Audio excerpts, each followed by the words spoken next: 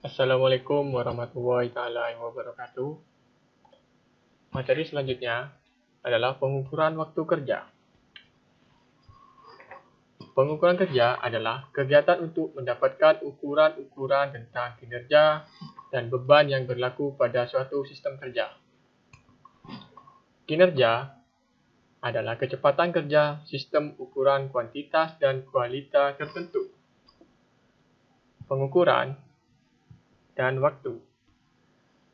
Beban yang dialami pekerja, beban fisik dan beban psikososiologi. Mendapatkan ukuran-ukuran kuantitatif yang benar tentang kinerja dan beban kerja suatu sistem kerja. Berarti, pengukurannya harus dilakukan secara ilmiah, sehingga hasil-hasilnya dapat dipertanggungjawabkan bagi siapa saja, pekerja maupun perusahaan. Menggunakannya untuk pembakuan sistem kerja.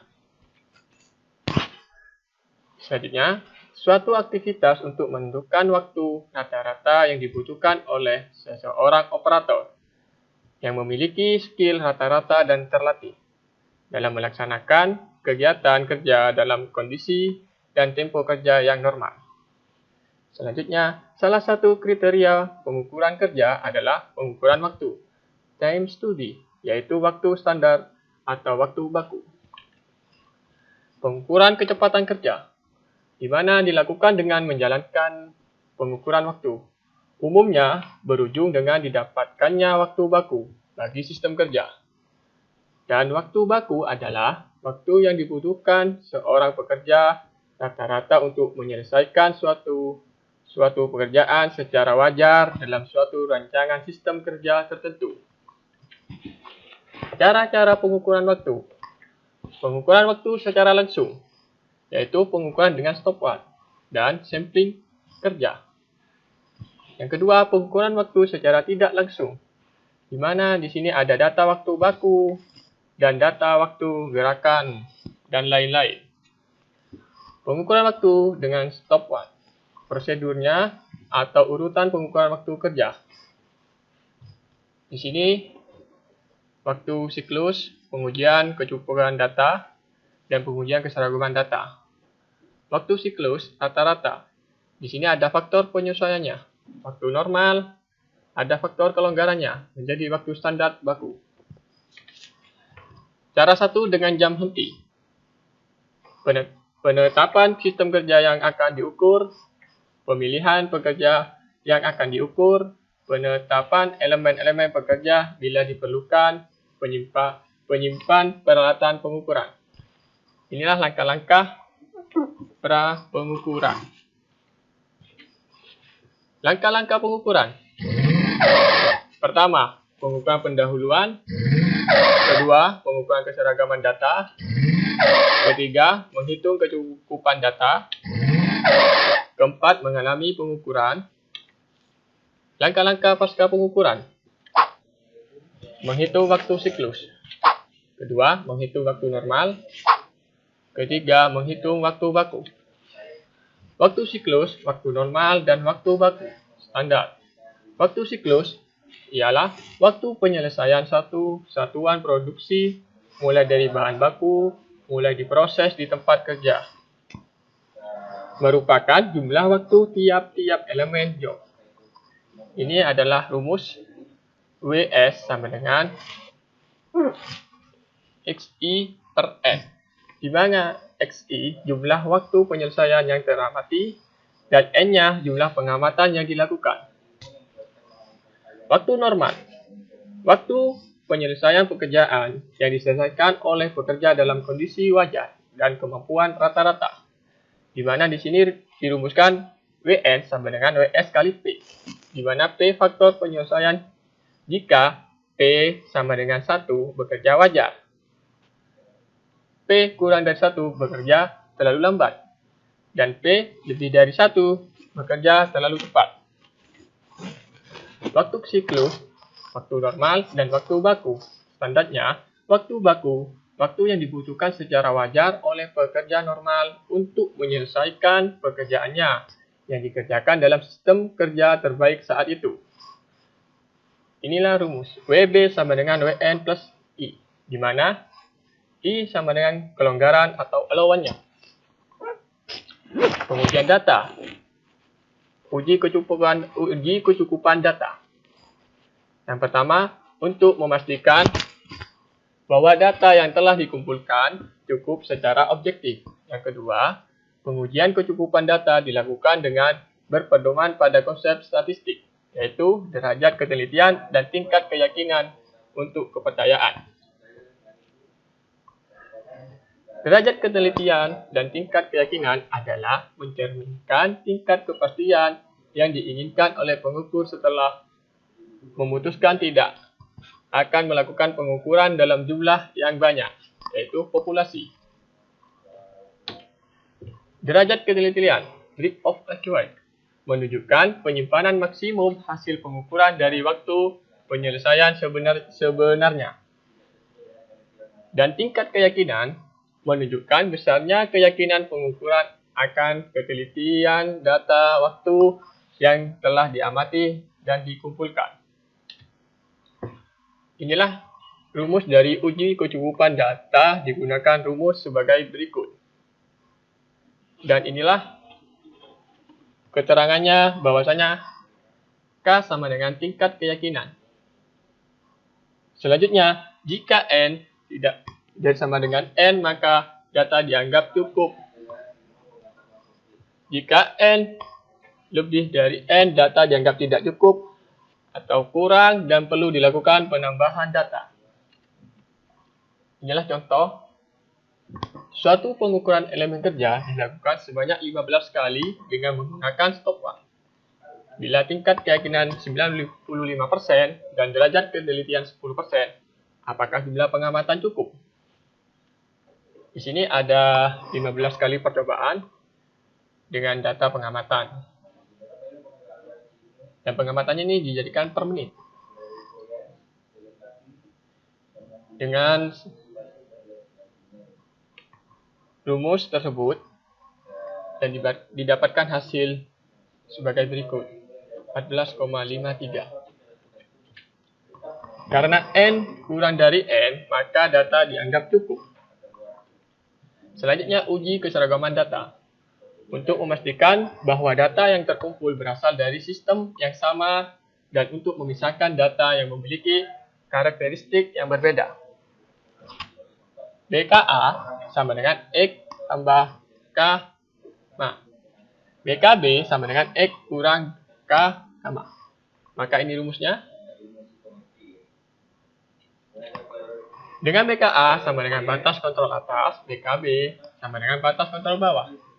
X-nya sama dengan nilai rata-rata, dan standar deviasi, dan K-nya sama dengan tingkat keyakinan.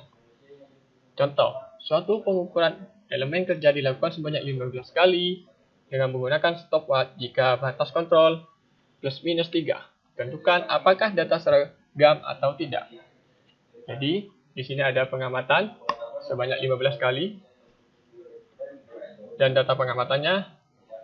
Jadi, di sini BKA sama dengan 7,13 ditambah 3 kalikan 1,4 sama dengan 11,33. BKB sama dengan 7,13 dikurangi 3 kalikan 1,4 sama dengan 2,93. Semua data masuk dalam rank antara BKA dan BKB, maka data dikatakan seragam. Penyelesaian rating factor.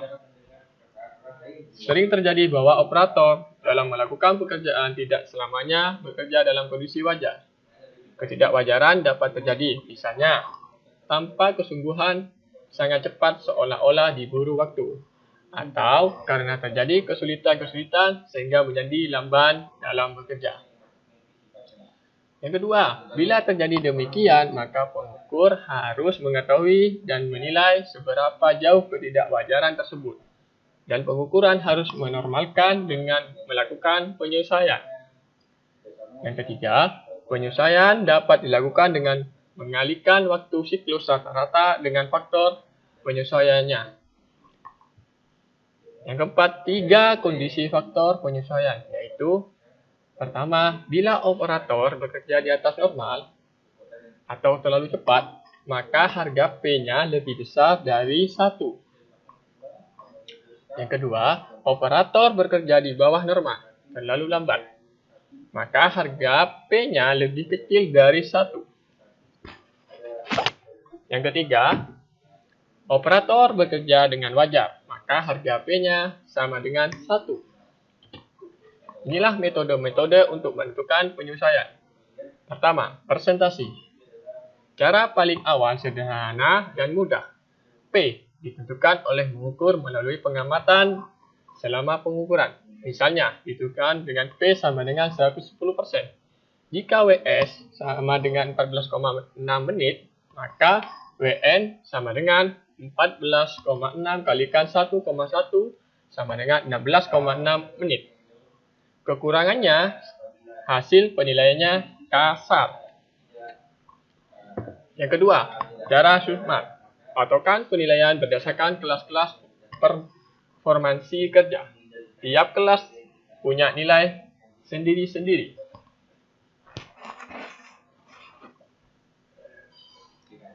Contoh, bila performansi operator dinilai excellent, maka mendapat nilai 80. Maka P sama dengan 80 dibagi 60 sama dengan 1,33. Jika WS sama dengan 276,4 detik, maka WN sama dengan 276,4 kalikan 1,33 sama dengan 367,6 detik. Ketiga, the Westinghouse System. Sistem ini dikembangkan oleh Westinghouse Electric Corporation dengan mempertimbangkan 4 faktor penilaian berdasarkan. Pertama, skill. Kedua, effort atau usaha. Ketiga, kondisi kerja. Dan keempat, konsistensi. Skill atau keterampilan. Kemampuannya mengikuti cara kerja yang ditetapkan. Usaha. Kesungguhannya ditunjukkan operator ketika bekerja. Kondisi kerja. Kondisi lingkungan fisik, lingkungan atau pencahayaan, temperatur, dan kebiasaan. Konsistensi. Kenyataan bahwa setiap hasil pengukuran waktu menunjukkan yang berbeda-beda hasil. Inilah contoh-contohnya. Ada skill, ada effort, ada condition, dan ada konsistensi.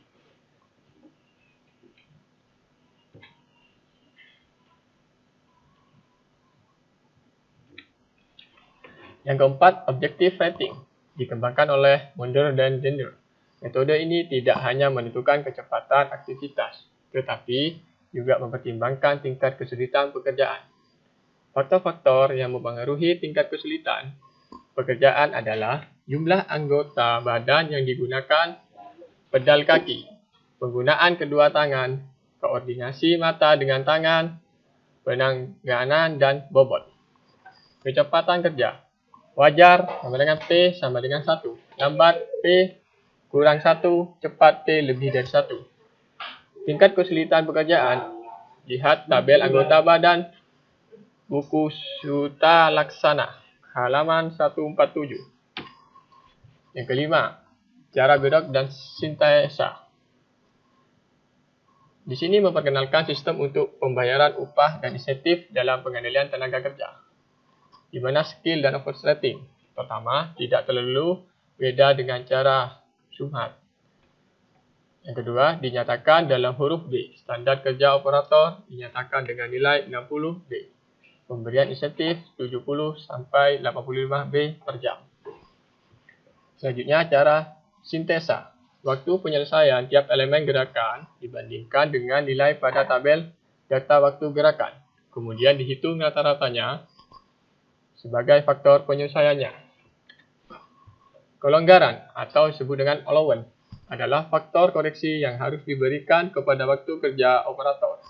Karena operator dalam melakukan pekerjaannya sering terganggu pada hal-hal yang tidak diinginkan namun bersifat alamiah, sehingga waktu penyelesaian menjadi lebih panjang atau lama.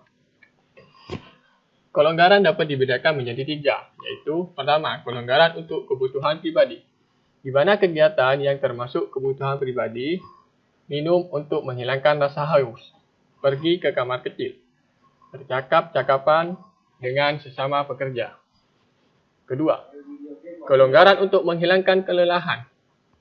Rasa fatigue tercermin antara lain dari menurut hasil produksi. Bila rasa kelelahan ini berlangsung terus, maka akan terjadi kelelahan total, yaitu anggota badan tidak dapat melakukan gerakan kerja sama sekali. Untuk mengurangi kelelahan, si pekerja dapat mengatur kecepatan kerjanya sedemikian rupa sehingga lambatnya gerakan-gerakan kerja ditujukan untuk menghilangkan rasa kelelahan tersebut. Kelonggaran untuk hambatan-hambatan yang tidak dapat dihindari. Dan beberapa kelonggaran untuk hambatan tak terhindarkan. Pertama, menerima atau meminta petunjuk pada pengawas. Kedua, memperbaiki kemacetan-kemacetan singkat seperti mengganti alat potong, komponen yang patah, memasang kembali komponen yang lepas. Ketiga, mengambil alat-alat khusus atau bahan-bahan khusus dari gudang. Dan keempat, mesin berhenti karena aliran listrik mati. Penyesuaian waktu dengan rating performance kerja. Kegiatan evaluasi kecepatan dan performance kerja operator pada saat pengukuran kerja berlangsung merupakan bagian yang paling sulit dan penting dalam pengukuran kerja. Aktivitas untuk menilai atau mengevaluasi kecepatan kerja operator dikenal sebagai rating performance. Tujuannya untuk menormalkan waktu kerja yang disebabkan oleh ketidakwajaran operator dalam bekerja. Review WB sama dengan WN ditambah L. L sama dengan kelonggaran atau allowance. WN sama dengan WS kalikan P. P sama dengan faktor penyesuaian jika P sama dengan 1 bekerja wajar, P kurang 1 bekerja terlalu lambat, dan P lebih dari 1 bekerja terlalu cepat. Jadi WS sama dengan X2 per N, XI per N. Waktu baku, waktu satuan, atau waktu standar. Setelah menentukan penyesuaian dan kelonggaran, maka untuk menghitung waktu baku dapat menggunakan formulasi sebagai berikut. WB sama dengan W siklus kalikan RF. Jadi di sini W siklus kalikan RF itu disebutkan waktu normal.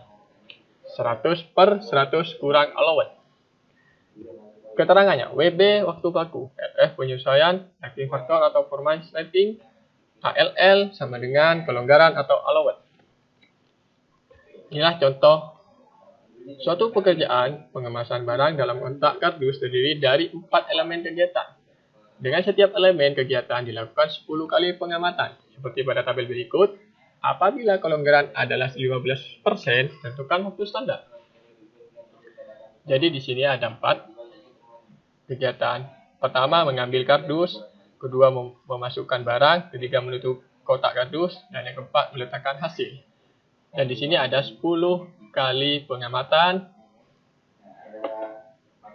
Rata-rata, jadi hasilnya waktu normal sama dengan 0,52 menit per unit. Waktu bakunya adalah 0,52 X. Pengukuran waktu dengan sampling kerja. Di sini melakukan pengamatan dengan mengamati apakah tak dalam kondisi kerja atau menganggur. Kedua, pengamatan tidak dilakukan secara terus-menerus, melainkan hanya sesaat pada waktu yang telah ditentukan secara acak atau random. Ketiga, melakukan kunjungan ke yang akan diukur waktunya secara acak, yaitu setiap kali kunjungan dengan selang waktu yang tidak sama dan didasarkan pada bilangan random yang dikonversi ke satuan waktu. Keempat, misal kunjungan dilakukan sebanyak 10 kali dengan waktu pengamatan secara acak dan 90 kali pengamatan tidak dalam kondisi kerja atau sibuk, maka presentasi tidak dalam kondisi sibuk adalah 90 dibagi 100 sama dengan 0,9. Tidak dalam kondisi idle atau menganggur adalah 10 kali 100 sama dengan 0,1. Inilah pengujian datanya. Kecukupan data SP dan L. Dengan S derajat ketelitian, P presentasi sibuk atau produktif, K-nya itu sama dengan tingkat keyakinan, dan N ukuran sampel atau data. Keseragaman data sama dengan batas kontrol untuk P. Di sini ada BKA dan BKB. Dengan pengertian tersebut, di sini BKA batas kontrol atas dan BKB batas kontrol bawah. Dan P itu mengartikan presentasi sibuk atau produktif, dan K tingkat keyakinan. Ini ada contoh. Suatu pengamatan sampling kerja dilakukan selama 10 hari kerja dengan waktu pengamatan setiap hari kerja adalah 6 jam. Ukuran sampel adalah 50 setiap hari. Tingkat keyakinan 99%. Dan derajat penelitian 5%. Tentukan kecukupan dan keseragaman data.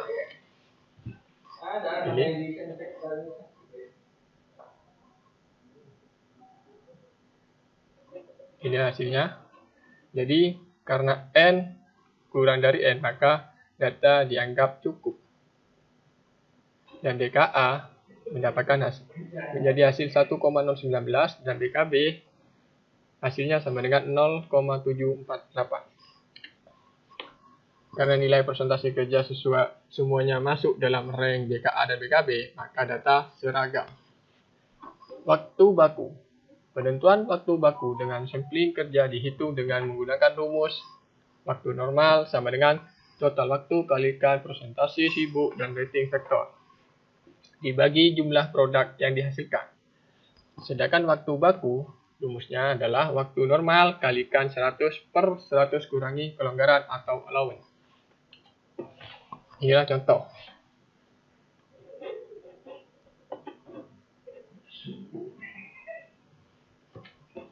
Inilah waktu standar operasinya.